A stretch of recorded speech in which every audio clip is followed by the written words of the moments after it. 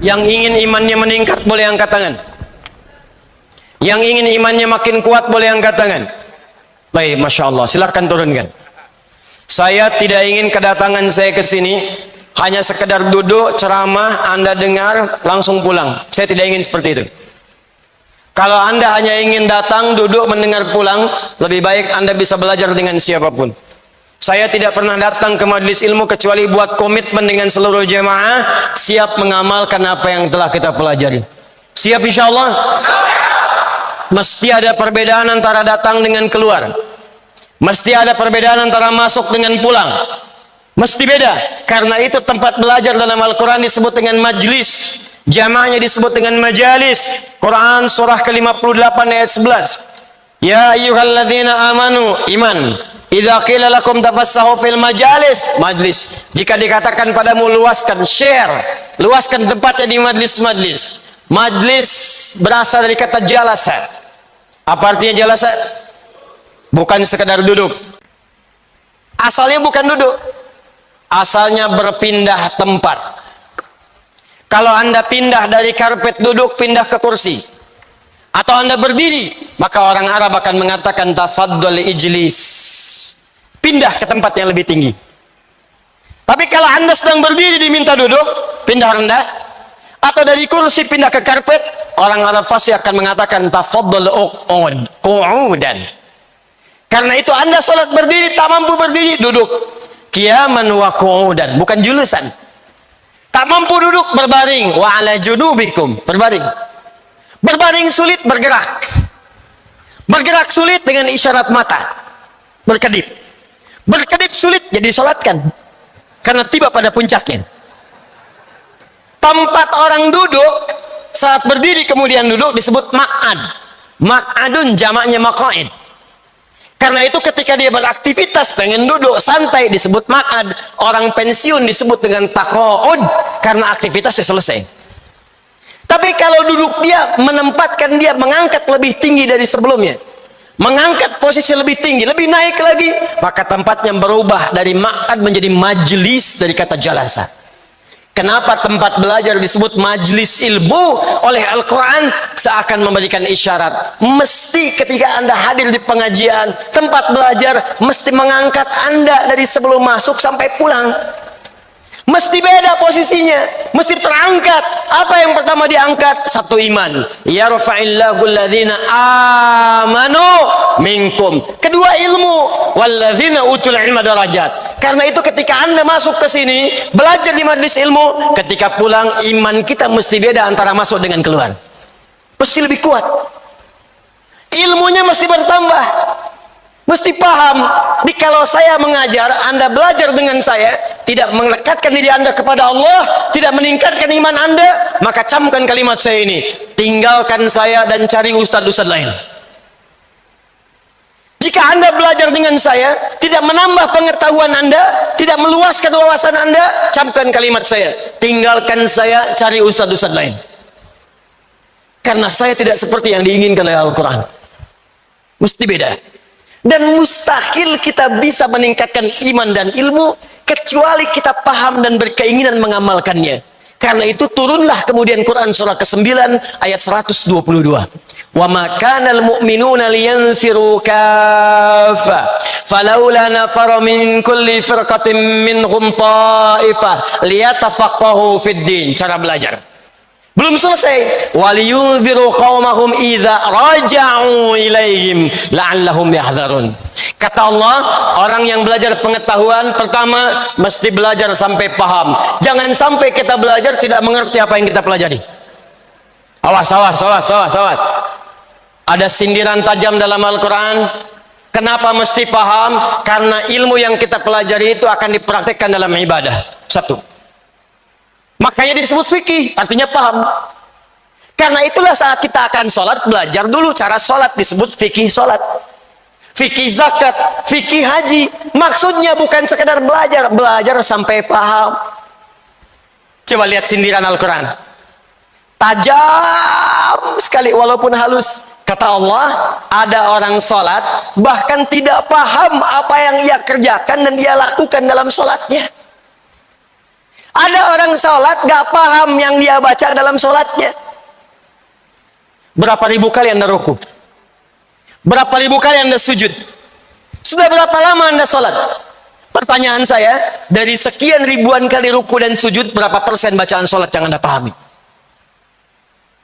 Jangan-jangan selama ini kita sholat, kita nggak ngerti yang dibaca. Ruku nggak paham yang diungkapkan. Sujud tidak mengerti yang dibacakan. Bagaimana sholat kita bisa khusyuk?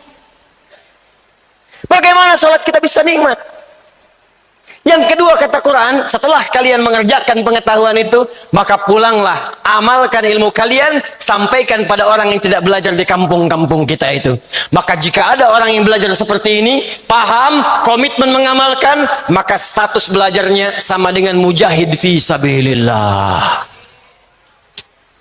Karena ayat ini diturunkan untuk mengajak orang-orang yang sedang senang berjihad untuk diberikan alternatif pada jihad bentuk yang lain, yaitu jihad dengan ilmu. Sama persis kata Allah, yang berangkat ke medan perang, yang berjihad di medan perang, dengan yang belajar di majelis ilmu, maka nilainya sama-sama mujahid. Kalau wafat statusnya syahid, di surganya bersama Nabi SAW.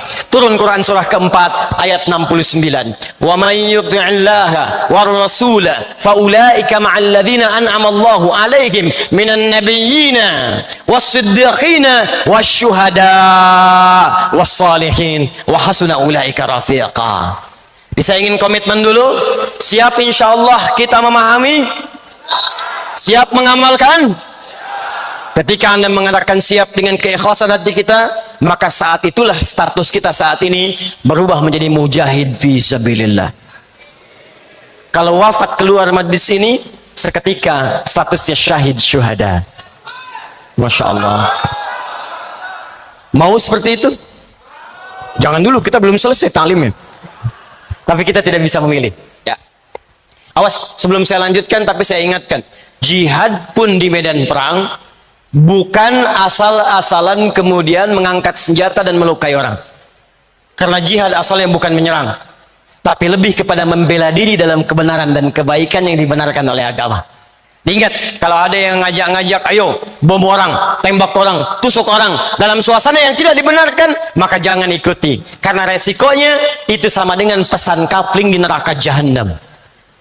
Quran surah An-Nisa surah yang keempat ayat 92 sampai 93. Wa may yaqtul mu'minan muta'ammida fajazauhu jahannam wa ghadiballahu alaihi wa la'anahu wa 'adda lahu 'adzaban 'azima. Siapa yang sengaja merencanakan pembunuhan apalagi pada satu orang beriman, maka dia sama saja sudah pesan kapling di neraka jahanam. Dia akan mendapatkan murka Allah, dilaknat oleh malaikat, dan dijanjikan siksa yang sangat berlipat. Orang beriman mana yang pesan kapling di neraka jahanam? Makanya mustahil ada orang beriman meledakkan diri di jalanan. Mustahil ada orang beriman tembak sana tembak sini dengan kalimat Allahu Akbar, dengan kalimat dan suasana yang tidak dibenarkan. Ayo fokus ini. Apa saja amal soleh yang disebutkan oleh Nabi untuk menjelaskan petunjuk di Al-Quran supaya iman kita menguat. Al-Imam Al-Bukhari menghimpun di 57 hadis dalam kitabnya Al-Jami' At-Sahih Al-Bukhari, yang juga mengintisarikan keterangan-keterangan dalam Al-Quran. Perhatikan, setidaknya ada beberapa amalan-amalan pokok yang kalau dikerjakan akan meningkatkan iman, bahkan memunculkan kenikmatan iman yang disebut dengan halawatul iman. Satu, saya agak cepat langsung ke eksekusi amalan. Amalan yang paling pokok satu, salat. Salat. Karena itu ketika Allah menyebutkan kalimat iman pertama dalam Al-Quran, setelahnya langsung bersanding dengan kalimat salat. Al-Baqarah ayat 3. Alladzina yu'minuna bil ghaib wa yuqimunas shalah. Dan kalimat imannya berubah jadi fi'il mudhari'. Dari amanu jadi yu'minun.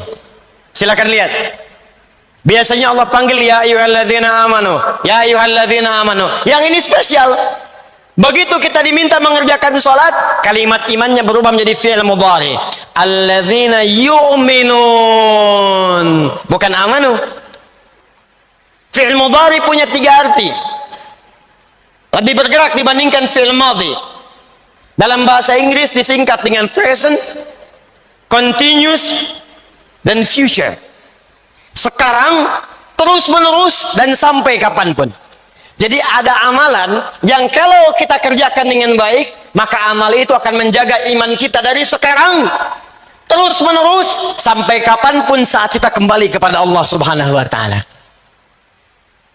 Seakan Al-Quran ingin mengatakan, hei, kalian yang sedang beriman kepada Allah yang gaib, yang tak tampak dalam pandangan, kalau iman kalian ingin terus kalian pertahankan, terus kalian jaga, tertanam dalam jiwa, baik sekarang, terus menerus, sampai kamu kembali kepada Allah Subhanahu wa Ta'ala, saya turunkan amalan yang kalau engkau kerjakan itu, maka akan hadirlah sifat iman seperti itu. Apa amalannya? Wa yuqimunas salat. Karena itu cek, semua nabi yang pernah bertugas di bumi, semuanya salat. Untuk mempertahankan iman mereka kepada Allah dan menunjukkan kepada kita saking pentingnya sholat, semua nabi sholat, Pak. Di sholat itu ibadah pokok yang tidak hanya diperintahkan pada Nabi Muhammad SAW dan umatnya, tapi semua nabi yang pernah bertugas di bumi semuanya sholat. Nabi Musa sholat, buka Quran surah ke-20 ayat ke-14. Kata Allah, innani anallahu la ilaha illa ana fa'budni. Saya Allah, tidak ada Tuhan selain saya yang layak dipertuhankan, maka sembah saya. Bertanya Musa, bagaimana ya Allah cara menyembahmu?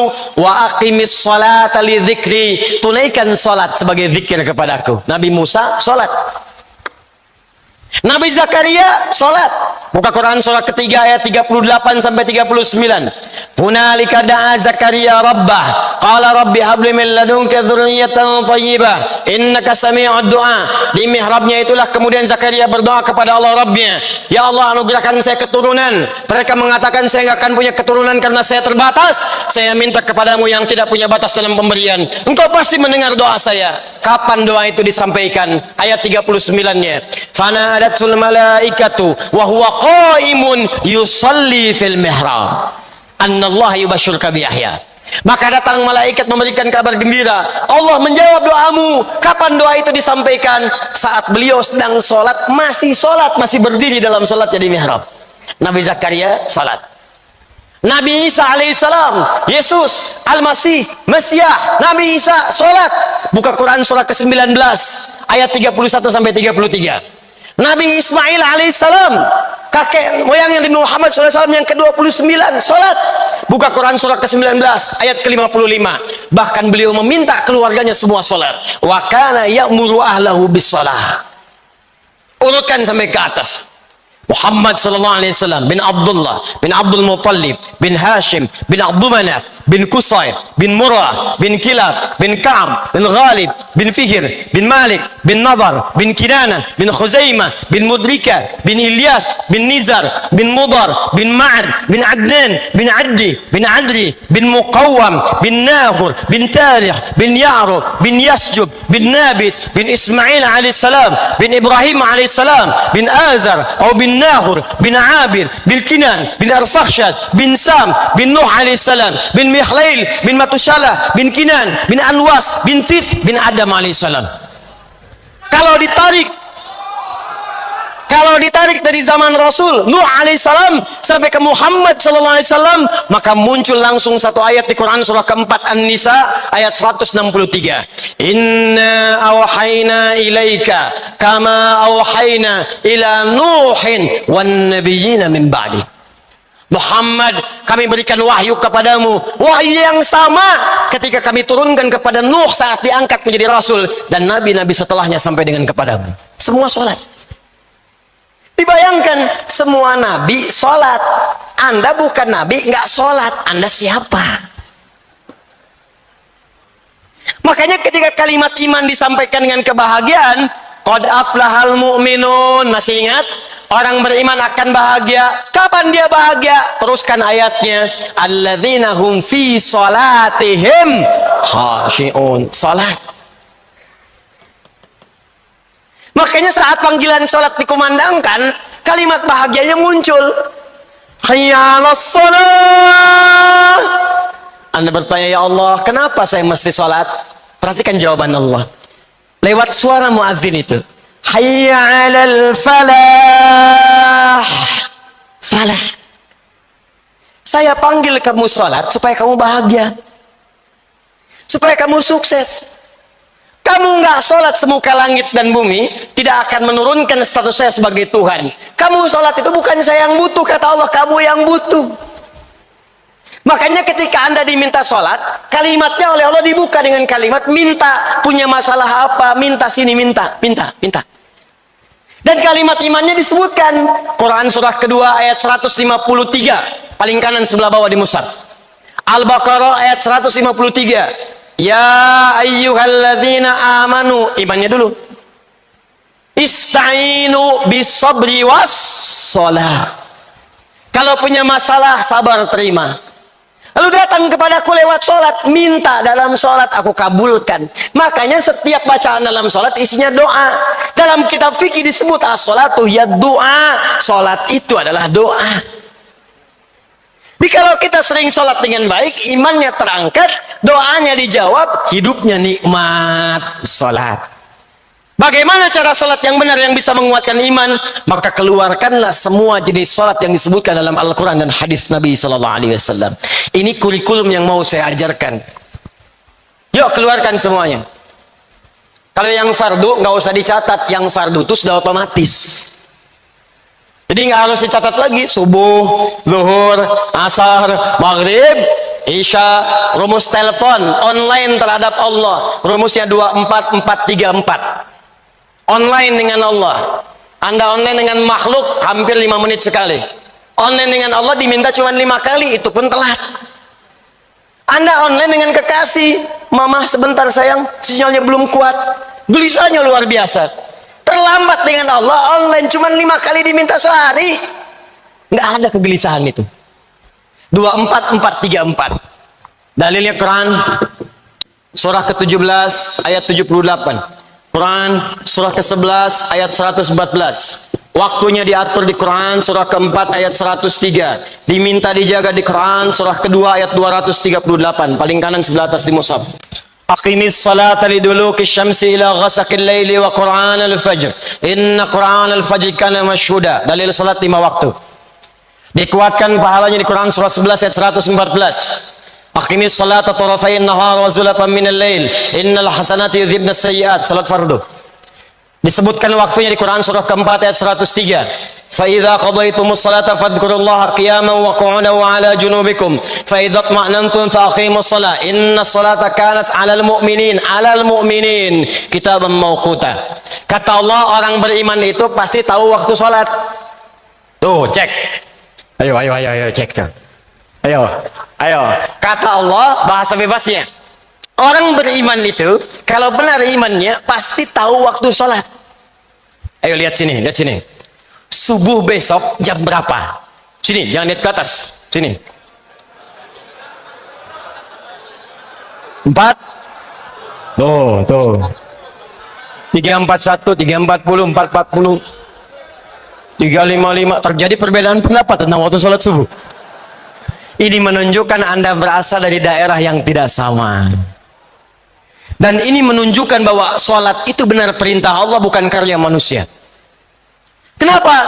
Karena sholat itu satu-satunya ibadah yang akan terus dikerjakan selama 24 jam di muka bumi. Karena itu azannya terjadi perbedaan waktu. Surabaya selesai azan, Sidoarjo azan.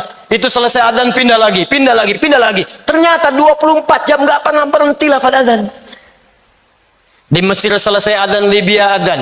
Libya adzan selesai, Tunisia adzan, Tunis selesai, Maroko adzan, Maroko selesai, Aljazair adzan, nyebrang ke Mediterania, Italia, Spanyol, Perancis, terus 24 jam. Satu-satunya kalimat di muka bumi yang tidak pernah berhenti 24 jam adzan. Kalau itu karya manusia, mustahil bisa demikian.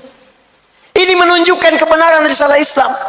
Dan ini menunjukkan sholat saking pentingnya 24 jam gak berhenti. Fardu.